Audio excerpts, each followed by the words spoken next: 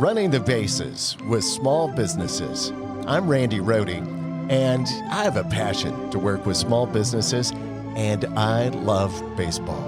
So I thought, hey, let's bring them together. So every episode, I sit down with local entrepreneurs, business builders, and small business owners to talk about their wins and whiffs, their tools of the trade, and to give actionable tips to other business managers. We'll cover the bases with entrepreneurship, operations, sales, digital marketing, innovation, plus a little fun baseball talk. Thanks for joining us today. Settle in, grab your Cracker Jacks, and you know what they say, play ball. It's a great day for a ball game. Hey, thanks for joining us today. Running the Bases with Small Businesses. I'm Randy Rohde.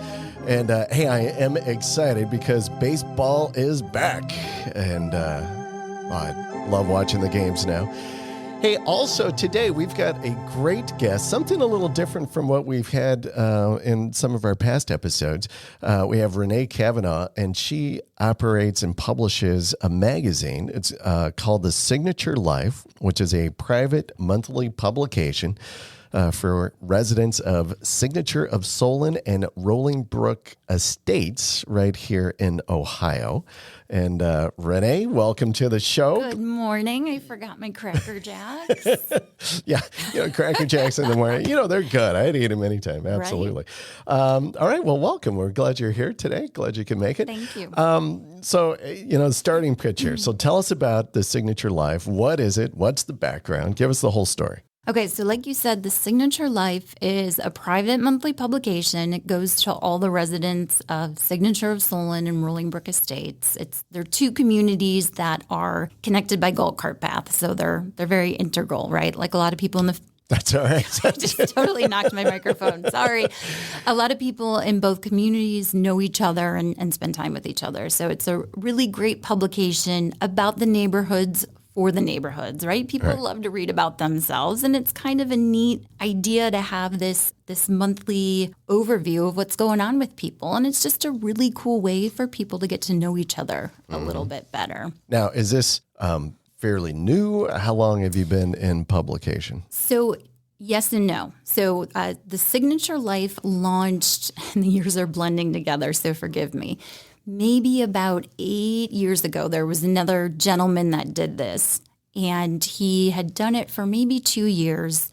I started working with him because I love to write. I've written 2 books. I saw the publication, connected with him, and said, hey, I'd love to write for you. So it was in process in that respect. He left because he lived an hour away. He adopted a baby from China, so it just became a little bit extra for him to handle. And it went away.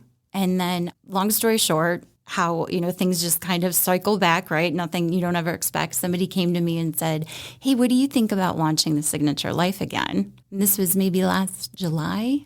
And I said, no, thanks, right? Like I have 2 kids. I was working full time. I am an over-volunteer, as my husband calls me. I'm trying to finish my 3rd book. I'm like, I don't have time to do this, launch a magazine. Like, are you crazy? Yeah.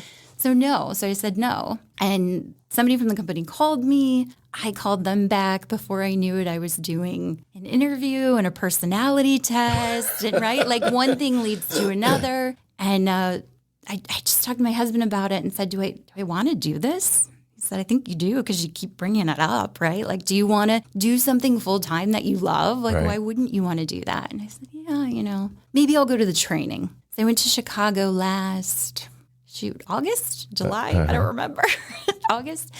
And I went to the training, and I remember thinking, I don't want to do this. I have to sell partnerships. I just want to write. I don't want to do this. But I went, and I came home super excited and super energized. And I decided, I'm going to give it a couple weeks and see what happens, right? Like, I think that's how so many small things can start, right? It just kind of evolves naturally. So I went out and I started selling these partnerships. And I think because I completely believe in the idea of the publication, people were like, yeah, absolutely. And I remember leaving these meetings going, okay, maybe I can do this, right? And people totally get it, and they loved it. So for all of September, I sold way beyond my goal, and I thought, this is so cool, right? And then September 30th, I ended up having very involved surgery. Oh, Yeah. Side note, this was my 10th surgery. I was in a car accident. I blew out my knee. I've had a whole host of stuff. So in my mind, I was thinking, I'm going to be fine in a week, right? This is no big deal. I'm going to sit in my bed and I'm going to just get through a bunch of stuff for a week, and then I'm going to hit the ground running. I ended up being out for 6 weeks. So kept going in late October, and then the holidays hit, and I just kept hustling, and I was able to launch it. So long story short, to answer your question, I ended up launching in March. So it's the new of the old, if you will. The new and the old. So it's you the really new of the old, right? Like it's the new launch of the old publication. So you really, it sounds like you're kind of this reluctant entrepreneur a little bit, right? You're kind of like dragged into it almost. No, absolutely. I don't know if I was dragged into it. I think I had to drag myself into it, right? Because the idea, so for anybody who wants to start a business, who is thinking about doing something different, right? It's the idea of, can I do this? Am I going to fail? Is this for me? Who do I think I am that I could do this, right? So yeah, I was absolutely reluctant. You know, I wasn't sure I wanted all the pieces of it. So who are your customers? What challenges do they face then? So my customers are smart businesses who understand the value of effective and efficient marketing. So this is all about getting in front of a specific subset, right? This is not for everybody. I will go to meetings with potential partners and it just doesn't make sense. This is really about a business who understands the value of getting into a community that's all about word of mouth. That's all about so-and-so use their services, and that goes a million miles with the residents, right? And it's all about branding yourself within that type of community. So essentially, my partners really can be anybody who wants to target that market. But most importantly, I want to work with people who I can vet, who come to me via recommendation, who really do a good job, because the last thing I want is somebody becoming part of our neighborhood, which is what we really strive for. We strive for people to be part of our community, not just somebody who has an ad in our publication. And I want those people, those really high quality people, to be the people that we go after. So there's people I talk to that I choose not to work with. But it's really for anybody who wants to be part of the community and get in front of those folks. So anything for your house, anything for you, anything for your kids, right? So I've got everything from spas to fitness to roofers to hardscape, to remodeling for your house. This is such a great thing for realtors, right? I could have 100 realtors in here. It's such a great avenue for realtors. But even though I don't give exclusives, I also don't like to flood the market within the magazine. Right. So I really don't allow more than like 3 or 4 of the same category. So it's kind of interesting. So it sounds like, and let me see if I can recapture this a little bit. So it almost sounds like you have 2 different kind of client bases, if I would. One, which are the advertisers or the partners, as you call it. The other, really, that you're serving are the readers of the magazine itself, the residents of these 2 communities, because they are trusting you as well. Back to what you're saying, that you've vetted, these people who are the partners who you're presenting to the residents, and really kind of giving them this referral, this recommendation that, hey, these people are good. You're going to be comfortable and safe in doing business with them. Yeah, absolutely. So it's twofold, like you say. It's all about the residents, right? This publication is for the residents, by the residents. So a lot of people that contribute to it with articles or who participate in it, it's all the residents, right? So it's very relevant, which goes over to the partners. That makes it not just about their ad being in there, but about them really being seen, because it's so relevant that the readership is incredibly high.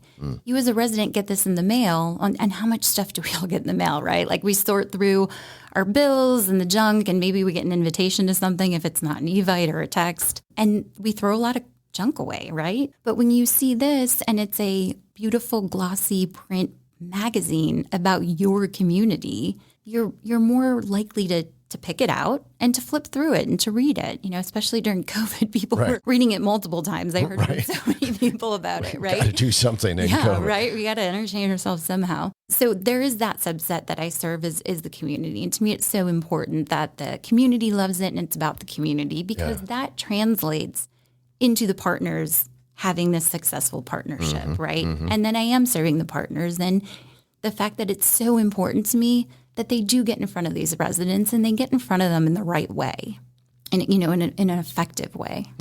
I love these businesses. We've had a couple of different guests in where similar to you, they've got two different or three, even on one occasion, different kind of client bases or people that they're serving with their product that all have, kind of this stake in the game, so to speak, for success. And I love that approach that there's multiple people that you're serving with your product.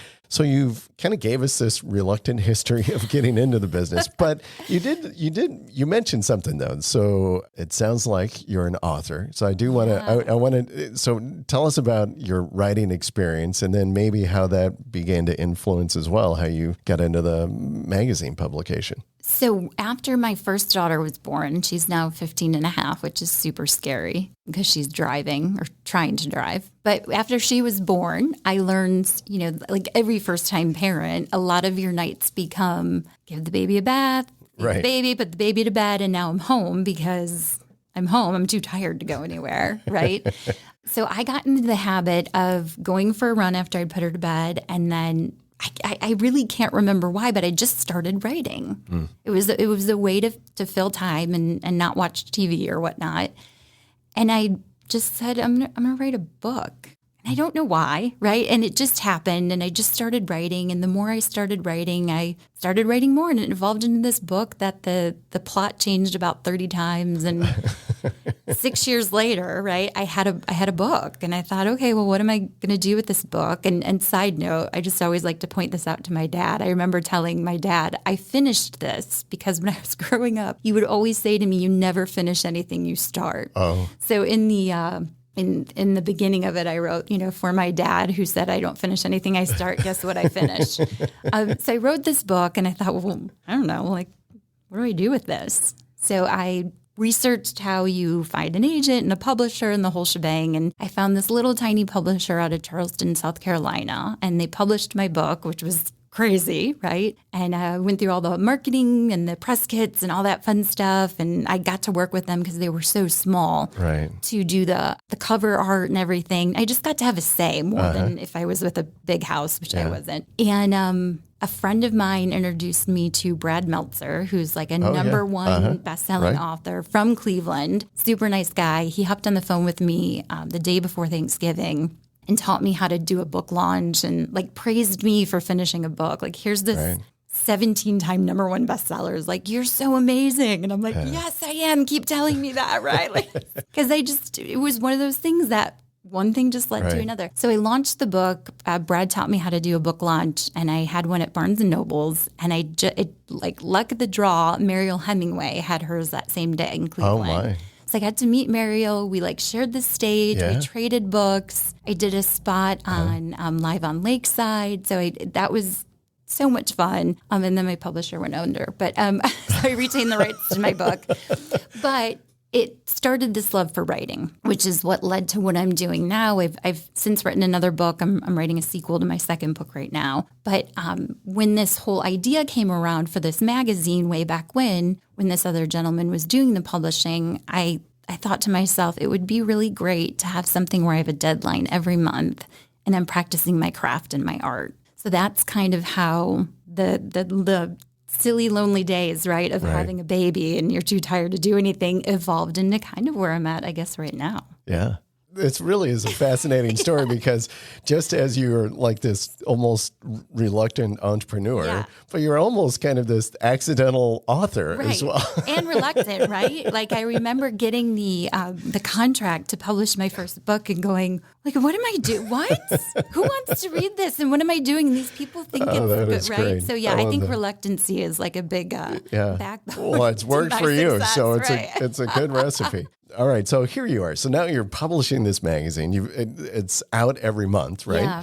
Which I imagine has all kinds of challenges with it. But, at this point in where you are with the magazine, so it's still fairly fresh, but what's been the most significant challenge thus far? And how are you facing those challenges, or what have you done to overcome them if you have already? So I launched this in a really interesting time. So back to what we talked about earlier, a huge challenge was during what we call ramp up. It's where you get all of your baseline partners in so you can cover your costs to actually go to print. Well, during ramp up, as I told you, I was out for 6 weeks, which is a big chunk of time, Sure. right? Especially when you're doing something new. And you probably had a date like, hey, this is when totally. I'm looking for the first publication. Yeah, Okay. absolutely.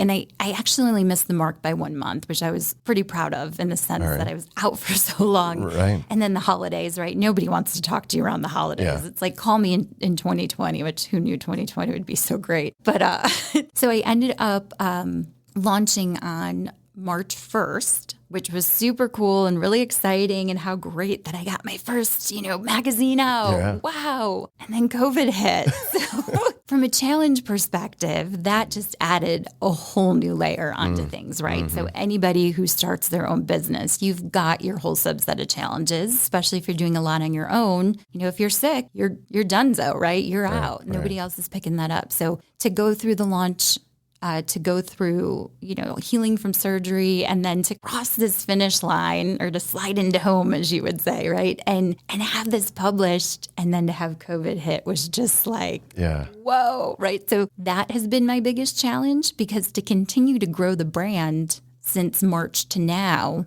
I've been trying to do that in the middle of a global pandemic. Right. There's no handbook for that, right? There's no playbook. Like, how do you do that?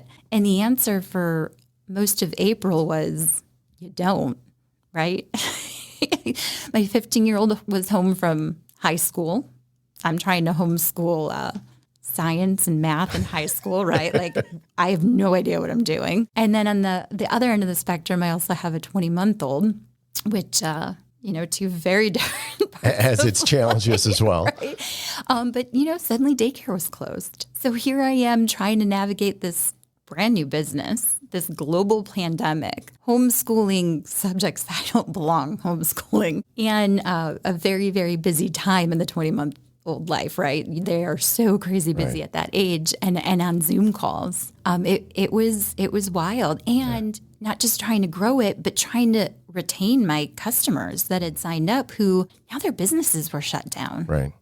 How do you navigate that? So that was my biggest challenge. And, right now it's July, and things I think are getting back to normal a little bit, but that still tends to be a little bit of a challenge, because people just don't know what's tomorrow. Right. So it is, and this is a difficult time. It still is a difficult time. So I don't want to have you divulge anything, I guess. But so walk me through maybe some of the conversations you've had to have with like some of your partners, I guess, maybe, and thinking, because similar, people that listen to the show, hey, we're there, right? We had to struggle through. What were some of those conversations? So they started with the fact that N2, which is the company that I work with to produce this magazine, was so incredibly kind and gracious. And they said to us, go help your partners. Go help your partners, and here's how we're going to help you help your partners. So they helped us eat a little bit of the cost to help our partners advertise for free for 3 months. Some of them really needed it, and I just really took it case by case, right? I had a little boutique that they were shut down, right? And it's a small operation. And so I really worked with people case by case to figure out where they were. And I handled it with as much compassion as I could, knowing that they're my partner. And if I need to be there for them so that they can be there for me later, right? I really just wanted to help people. And I think COVID, I saw it bring out a lot of compassion in a lot of people. So it became less about business to me and more about how can we work together to make sure we help sustain your business, but I want to still market you during these crazy times, because people are home doing nothing right now. Right. they're reading the magazine. They're seeing our digital partnership with Facebook and Instagram, which is something else that we do because they're on social media all day long, right? I want to keep you in the forefront so that when they're allowed out of their houses or they're allowed to have people into their homes, they're going to patronize you. And I know a lot of people in the neighborhood I talked to personally really appreciated the camaraderie that we had with these partners and the fact that they stuck with us through all of that. So the conversations were sometimes not fun. They were sometimes disappointing, but they just had to be real and they had to be full of, compassion and take in consideration that we're both running a business on both ends.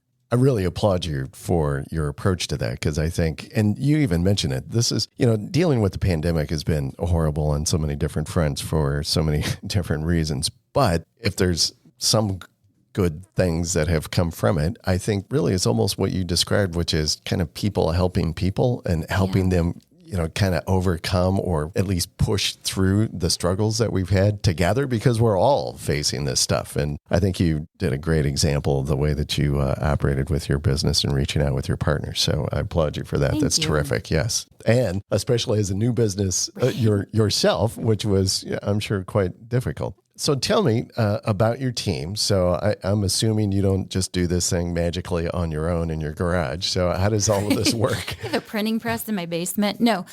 So the big chunk of my team is through N2, which is the company that I partner with to do this. And they've got an entire team housed for me in North Carolina. We've got 900 of these publications across the country. Okay. So I've got a ton of support in that sense. My art department sits there. My support department sits there. I have a coach through N2 who I meet with once a week who has done what I do and continues to run a publication. So that is a big backbone piece of my business, which is awesome. Another part of my team is I work with an ad manager that I hired she's out of Texas because you can do this kind of from anywhere, which is another great piece, especially being a mom. And she helps with all the ads. So when I sell a partner, she reaches out to them. She walks them through the whole process, whether it's them sending it to us or our art departments creating ads for them. And she really runs that. She sends out the reminders every month. She sends out ideas for different ads. Hey guys, just a reminder, this one's for our May edition. Maybe you want to do something for Mother's Day. And Carolyn is somebody that's really great for me to run things past. So she kind of keeps me honest and keeps me on my toes. And I just love that. And then I work with the local photographer in Solon, Lori Mason Studios. She's in the complex over by Office Max, if you will. And she comes out and she meets with families, our family of the month, if you will. That's kind of one of our features once a month. And she's so awesome in the sense that she connects with them and sees kind of what they're all about. So she can structure their photo shoot to that. And Lori's super creative just by nature, so it's really fun to bounce stuff off of her. And then from a writing perspective, since this is for the neighborhood, about the neighborhood, I have folks within the neighborhood who submit articles. I've got a good example of that is a junior writer named Hunter Isroff. He is so funny and so witty, and he writes our Pet of the Month article. And it's so cute, and people love reading it. And it makes it just that more enjoyable because people know Hunter, right? So maybe they're not interested about the pet, which I don't know why. I'm such a pet lover, but people love reading Hunter's little articles, and it's just another tie to the community, which turns into extending our readership even higher. Right. I love that. So how old is Hunter? Hunter's 12. Hunter's 12. Yeah, he's so much fun. Well, that's great that you're helping to support and encourage writing. So I love that. That's good. All right. So Renee, do you know what time it is? It's time for the 7th inning stretch. Okay, so I don't know if you're familiar with this segment of the show. This is where we just kind of change gears a little bit and go to baseball. You like baseball? I do. I played when I was little. Well, there you go. Little, younger. Yeah. Okay. Yeah. As we all were at some point. All right. So you've gone to baseball games, I'm assuming. I have. Okay. So have you ever experienced a luxury suite? I have. At an MLB. Have you? I got so lucky, and I was able to sit in a box behind home plate. Oh, fabulous. All right. So I'm going to ask you, what was your favorite amenity in the suite? Because there's some serious amenities there are some out serious amenities. Real quick, even before you get what box, what team, what stadium? Cleveland. The one at Progressive. Oh, yeah, that's so I nice. think we were the second one up, maybe the second tier up. Yeah, but we were literally nice. behind home plate. Okay. I think the air conditioning. It was so hot that day, so it was so great to be able to like go in and out, right? Because they have the seats out front and then the seats in. But can I say like the free alcohol? That was awesome. The open bar. The open bar. What it's, That was great. And the food was awesome. Well, you just hit on like all of the like fabulous stuff about being in the suites. Obviously, great food. Some of them have open bar. Yeah. Did somebody gently rap on the door and then wheel in the dessert cart? They did. Yeah, I know. That's another good one. I forgot about that. Yeah. So a couple of other things. So at AT&T Stadium, they actually have preferred parking for their box attendees, and where you not just like a little separate lot, but you actually park under the stadium with the players. Fancy. So can you imagine like, hey, I'm going to go see a ball game, and you happen to like walk up with your favorite player, right? It's hey, have a great game. Right. Right. Or the suite restrooms. So when you're in a suite, you've got your own private restroom. You don't have to go down. Yep. Some of these even have a TV in the mirror. Yep. Yeah. Oh, in the mirror of the bathroom? In the bathroom. So you don't miss a thing? You don't want to miss any action, right, of the game at any point. So I was not. Our suite did not have that. Yes. And side note, this was like a one-off. I know. Yes. Well, this is not how I normally get to go to games. Similar with me, I had an experience. I got to go to in a suite at Wrigley. This is several years ago when we were living in Chicago, which was such a cool stadium. Which was terrific. They did not have the mirrors in the bathroom, though. Shame on them. The TVs in the bathroom, but they did have the dessert cart, though. That was very nice. All right, so here we are. Play ball. Back to that's your guy. seventh I like that stretch. guy. That was the seventh inning. So cool. thanks for playing. Yeah. All right. So a little bit more on back to you and kind of focusing on what you're involved with. I love you said, hey, I'm an over volunteer, or I think your husband calls you that's that. what he named me. Yeah. So I do know that both you and your organization are committed to giving back to the community, and you're involved in a lot of different foundations and different causes. Why don't you just take a minute here, maybe share a little bit about some of those causes and things that you support. Yeah, so the one that's the most near and dear to my heart is the Rita Matteo Memorial Scholarship Foundation. So this was a foundation this is a scholarship that started after the passing of my mom. I was about 7 years old. She was the PTA president of Brentmore Elementary School in Mentor, Ohio. And she was so involved in the community. She did so many great things for the school and the PTA. She was really involved in our church. And so after she passed, the PTA decided that they were going to give a scholarship out in her name to kids that went to Brentmore Elementary School and graduated from Mentor High School that were pursuing higher education. But the recommendation for the scholarship wasn't you need to have a 4.0. It was tell us what you do to better your community, how you're a big supporter of the community, how you help others. So after some time had passed, kids had grown up. People didn't really know who Rita Matteo was anymore, right? The connection was lost. So they decided they weren't going to do it anymore. So my family established a nonprofit and decided that every year we were going to host a golf outing to raise these funds and to continue on this scholarship. So it has, I think we're on our 11th year, which is awesome. We've got an amazing board. We do this every the first Sunday of August, every summer out at Fowler's Mill.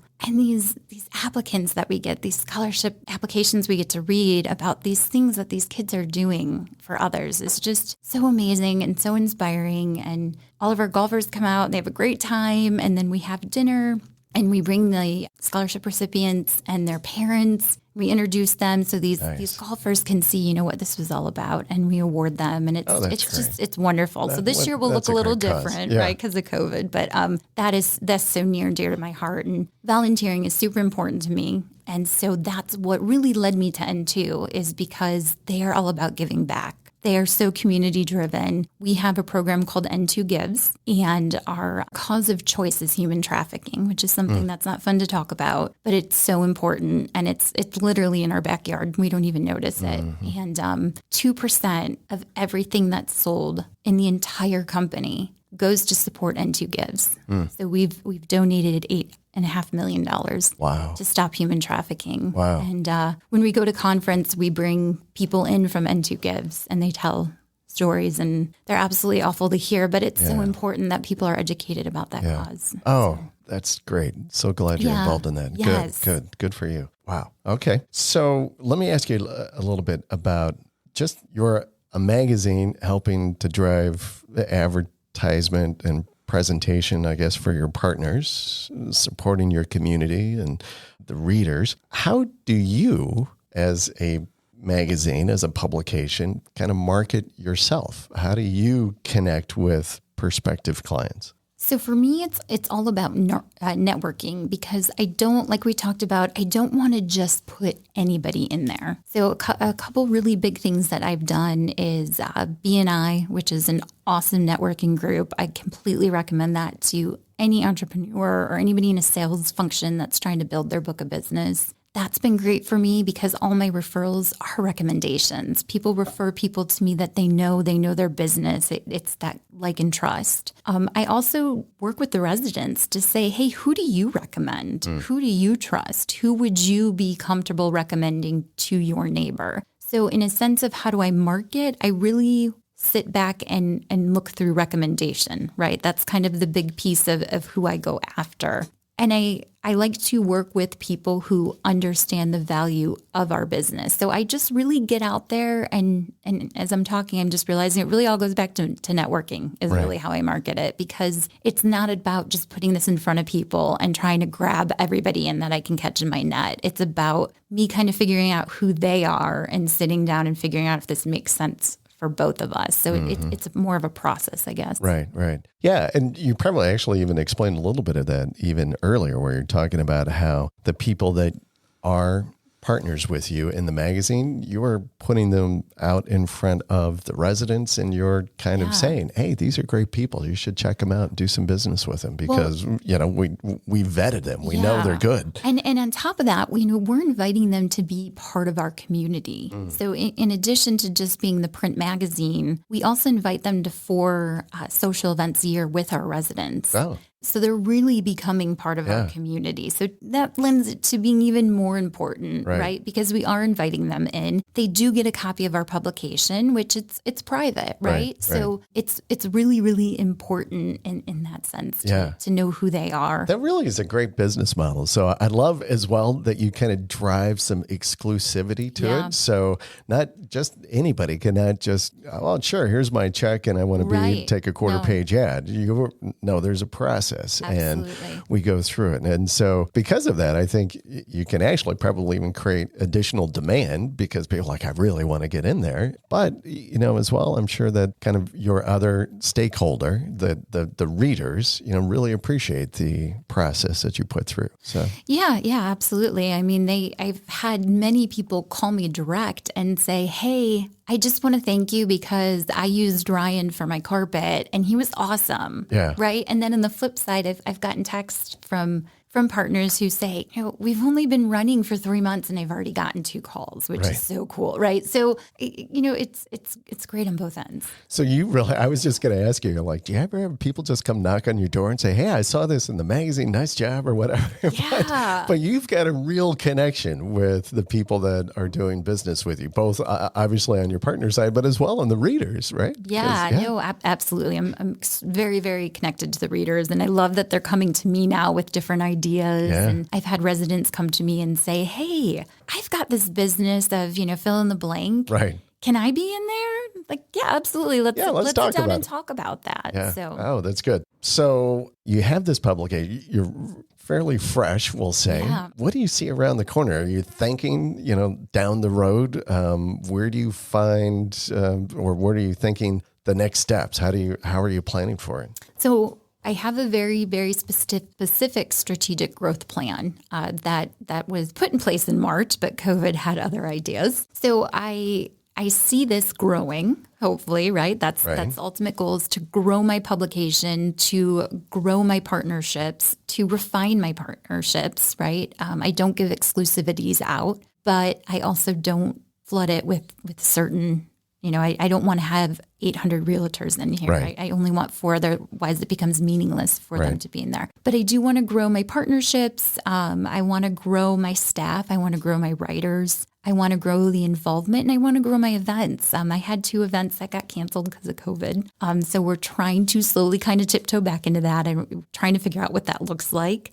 Every day is new and different with COVID because we don't know what's around the corner. So I'm trying to get creative and grow in the sense of, okay, I didn't expect this. We can't do an in-person event. So what's next? So I'm always trying to think of the what's next and try to figure out how this can look different. This can look more evolved in a year. I'm a huge Excel nerd. So I've got a big old workbook full of these are the people I'm prospecting. These are the people that I need. This is where I need to be by this month. This is where I need to be by next year. Good. And this is all my content layout. So my growth is very, very integrated in my Excel workbook that I hope I never lose. Yeah, right. Well, that's good. So it sounds like you've created a good plan. You've got tools to help you with. You've identified, right? Mm-hmm. Yeah. Okay. So how do you? So you've got a lot of energy. I mean, you are like, hey, I'm. You can hear it in your voice. You must be Italian. I am. You see my hands flying everywhere. I know. I can't talk with my hand without my hands. But how do you stay engaged though in the business? I mean, especially you've had some challenges that you've especially COVID, right? But how do you stay engaged in the business? Where do you find kind of your support structure so that you can just kind of keep that energy? So from a couple different places. So I think the reason I can stay engaged, and this would be my advice to anybody looking to set out and do their own thing, is I found something I love to do. I don't feel like I'm working. And it's funny to hear myself say this because back in the reluctancy of, I don't want to sell advertising, right, was I love going out and meeting new people and figuring out if this partner makes sense and the strategy behind all of that and the recommendation and just talking to this person who I love people, right? So I'm actually really enjoying that piece of it as well, which I never thought I would say. So from an engagement perspective, I stay engaged because I love it. I get excited moving artwork around and I get excited by the different creative content ideas. And I just really enjoy what I'm doing. It goes back to that whole find something you love and you're never going to work a day in your life, right? So that obviously keeps me engaged. I also have a coach through N2, which is my franchise partner named Brian, and he's done 4 of these publications. He knows what he's doing. And he's just constantly on top of me with, did you do this? Did you try that? How are you feeling? What are you experiencing? Especially it's been so helpful during COVID of, all right, what's the next step? Which direction do we go in? And then I stay engaged for my girls. As a mom, it's so important to me, especially the older one right now. She sees mom has something that's hers, that she enjoys doing, that she loves. She's seen me through the years get up and go to work at, 7 a.m. in my office in the corporate America, area. And she's watching mom sit from home on her laptop or, in her office, especially because she was home during COVID. She's watching that and she's seeing what goes into it. And she's able to see the final product, which is great. And she can see the start to the finish.